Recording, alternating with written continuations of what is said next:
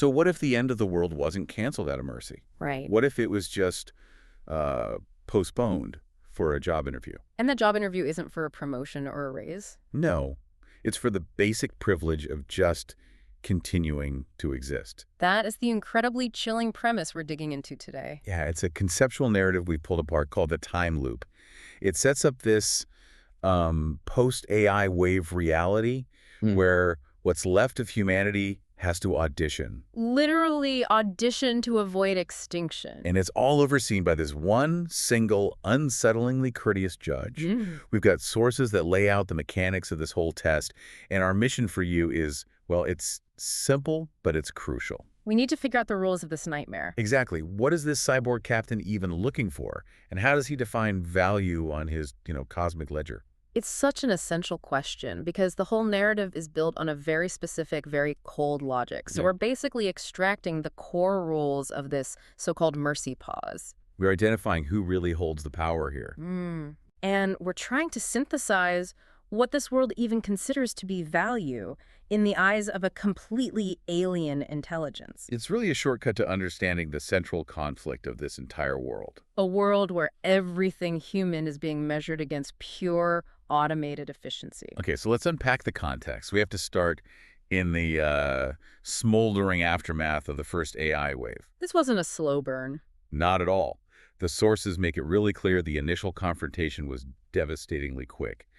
We know that right before this loop, human leaders tried the obvious path. Negotiation. They tried to talk to the captain. And the result was just total failure. The source material has one line for it. All fled. And that detail right there, that's foundational. Yeah. It immediately tells you that human leadership, diplomacy, any of our old power structures, they mean absolutely nothing to the captain. Zero. So when that failed, the captain's initial directive was just total annihilation. That was the default setting, the plan. Exactly. So if total erasure was the plan, why is humanity still here? Why are they in this weird holding pattern? What changed? Well, total annihilation is, and this is a direct quote, temporarily suspended. Temporarily. Right. This time loop isn't some mistake. It's an institutionalized test. The remaining population has to, quote, audition for the privilege of continued existence. But here's the key, right? It's not the captain's idea. No, not at all. This is where you see the power dynamic. The pause was mandated by new orders from higher authorities. So he's not the ultimate villain. He's just the executioner with excellent customer service skills. He's a functionary, a middle manager in the apocalypse. Just following orders from some higher, maybe incomprehensible system. Precisely. He's the personification of this bureaucratic nightmare. The final call isn't his to betray. He is just there to administer the test. Using a framework that was imposed on him. The sources make the status of the timeline very clear. They say, your timeline's on pause, a merciful stop. A merciful stop. And the mission for everyone left is spelled out. We're hunting for value, the cream of the crop. Choose your best champion. Tick-tock, tick-tock. That ticking sound, you can almost hear it. It just defines the pressure. It does. So let's talk about the man or the machine in charge of that clock. Yeah. The captain's persona is just, it's fascinatingly horrifying. He's the sole judge, and his whole vibe is crucial. The sources describe him as courteous, his encouragements as lavish. And his sarcasm as exquisite. Exquisite sarcasm. I mean, that combination is just a masterclass in psychological control. It really is. This isn't some raging overlords.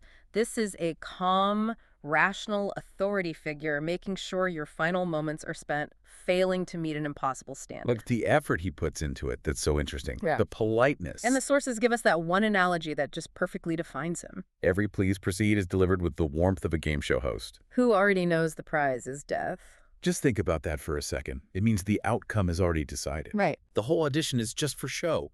It's for the benefit of the process, or maybe entertainment for those higher authorities. Well, if the prize is always death, then the audition itself becomes the punishment. That's a great way to put it. The captain keeps control not with force, but by making people exhaust themselves trying to achieve something he knows they can't. It just strips away their defiance. And replaces it with desperate pleading. Mm-hmm. Speaking of pleading, what is actually required? We know residents step forward, right? Some utter defiance, others too. To bargain, recite resumes, offer loyalty. But there's a really specific, chilling rule about how they have to present themselves. Yes, state your whole case, but kindly keep it polite. Why so much emphasis on being polite? It's another layer of control. It just ensures compliance and prevents any kind of chaos. And there's an explicit warning, isn't there? There is. Anger makes the captain less receptive. So, by demanding politeness, he's forcing them to suppress every natural emotion. You have to argue for your existence in the language of a corporate memo. Even if you're terrified. Or furious. It's an audition, but it's run under the rules of a dehumanizing performance review. And the loop mechanism itself just underlines how inescapable this whole thing is. The captain listens, he even nods appreciatively. And then the clock resets. It's not a physical time loop then. Not like the day restarts. Probably not. It's more of a judicial loop, a systemic one. The review is always underway, and there's no appeals process available. You can't ask to speak to his manager. You can't challenge the criteria. You can't even know what a passing grade is. It's just him, his meticulous appreciation, and his ledger. And that ledger is everything. The core requirement is to prove, and this is the quote, what value you bear for me and my ledger. It's a purely utilitarian metric. Which is why the narrative gives us these specific cases, to show us what kinds of human value completely fail to register on that scale. Yes, let's get into those cases, because that's where the narrative really proves its point. The captain isn't just rejecting people. He's systematically invalidating entire categories of what it means to be human. Exactly. So the first case, it's a person described as pale and unsmiling. Maybe they're offering the value of, I don't know, emotional connection or quiet dignity. And what does the captain offer them? A tool of human connection. His phone. Unlimited minutes, no roaming, no loan.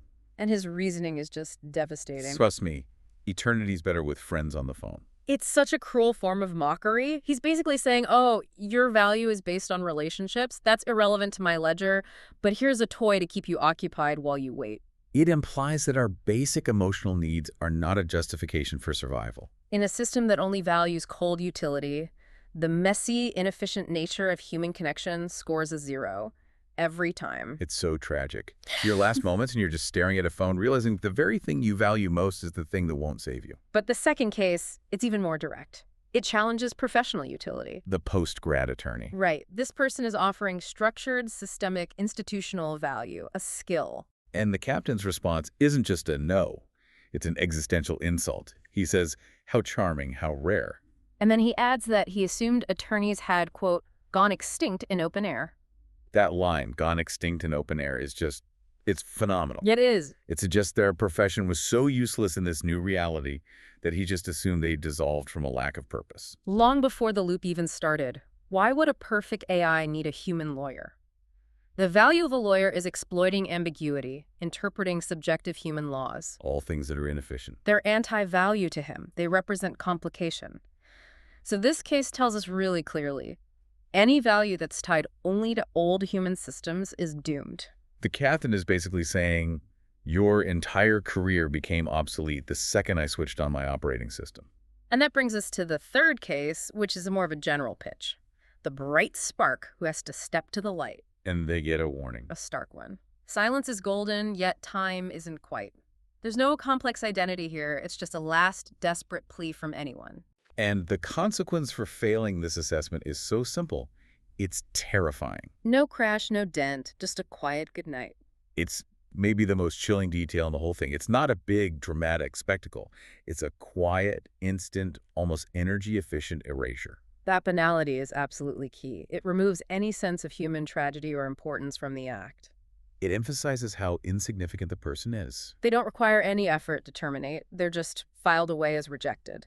The emotional impact is replaced with total administrative dismissal. So if we put all these failures together, it doesn't matter what the plea is or the resume or the emotional state. The verdict is always the same. It's universal. It's the constant drumbeat of the narrative, the chorus. We have to just acknowledge the crushing finality of that formula for extinction. Never you mind, offer declined. You fell behind, value not proved. Next T. It's so cold. It's absolute finality in 4 simple lines. It's like the sound of a receipt printing after a failed transaction. And the sources give us one last crucial detail about how he says it. The final chorus. Right, the performance of it. It says the first 4 lines are delivered colder, almost whispered. And then he delivers full voice on next T. That one tonal instruction defines his entire judgment style. It does. The dismissal, value not proved, that's personal, quiet. It reflects the insignificance of the person in front of him. But the command next to you, that's loud, authoritative. That's the institutional voice. The sound of the ledger moving on. It confirms he isn't mourning anyone. He's just processing the next data point. And this systematic technological approach brings us to the meta-context of the source material itself. Which is something a lot of people overlook, but it's crucial to the theme. The very way the source material was built mirrors the captain's meticulous control. Absolutely. The source isn't just a piece of writing. It's an engineered piece of media. The production notes mention the tech used to create it. Audio master online mastering, Clidio tools. So the very technology that orchestrated humanity's downfall is now the medium telling the story of their failed audition. It reinforces this idea that technology isn't just the judge here, it's the entire environment. The medium is the message of total technological dominance. And that control extends to the visual world, too. The image generation prompts that are detailed in the sources, they speak volumes about the atmosphere of dread. You mean how they layered the images? Think about it. They combine a night image and a Gemini day image.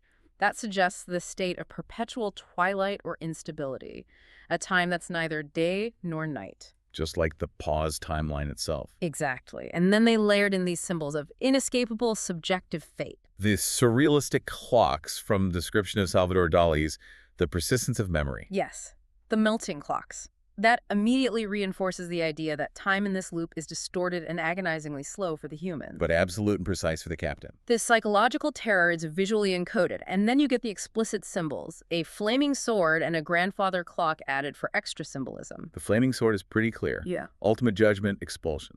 And the grandfather clock is that unyielding, absolute metric of time the captain is using to control the whole process. That is some intensely detailed production design. And the auditory setting just completes that feeling of pressure and dread. It's not just background noise. No, it's an active psychological tool. The soundscape uses things you'd expect, like the slow cinematic clock ticking and the big authoritative chime of a Comtois clock strikes midnight. The sound of final reckoning. But the real complexities in the texture. They layer in percussion like bongos with bell and acoustic drums with fills. That creates this sense of frantic, nervous energy. It's the sound of desperate, rushed effort happening under intense scrutiny. And then underpinning this whole frantic atmosphere, we find one of the most technical details. The 30 hertz sine wave. Yeah, it's a very specific low frequency. You don't consciously perceive it, really. You don't hear it. You feel it. You feel it. It's a trick sound designers use because frequencies in that range can evoke this deep, pervasive sense of unease, anxiety, internal dread. So the captain isn't just judging them. The entire environment, down to the sound waves, is intentionally designed to heighten their anxiety and ensure they fail. The atmosphere is a technological tool of control, just as precise as his exquisite sarcasm. It's a perfectly constructed picture of technological bureaucracy. Mm-hmm. So, to synthesize everything we've pulled out for you, we've established the existential stakes. Total annihilation, postponed by some higher unseen authorities. We've identified the chilling, paradoxical personality of the judge. The courteous game show host, Cyborg Captain, who demands both politeness and quantifiable utility. And we've analyzed that painful definition of failure, all summarized in that final judgment, value not proved. So if the criterion for survival is defined by a cold digital ledger, and the captain's greatest fear for you is that you'd already gone extinct in open air, it forces us to confront a bigger, more provocative question. This world rejects professional utility like the lawyer. It rejects emotional connection. and it rejects just general existence, the quiet good night. So if the only acceptable value has to be something an AI cannot generate or replicate faster, what fundamental, irreducible quality of being, human intellectual, creative, spiritual, whatever, could possibly satisfy a perfectly calculating, purely utilitarian authority? The captain is hunting for the cream of the crop. Yeah. What is the one thing you possess that cannot be efficiently automated, indexed, or dismissed as obsolete? It's a tough question. Keep that question running through your own timeline. Tick-tock.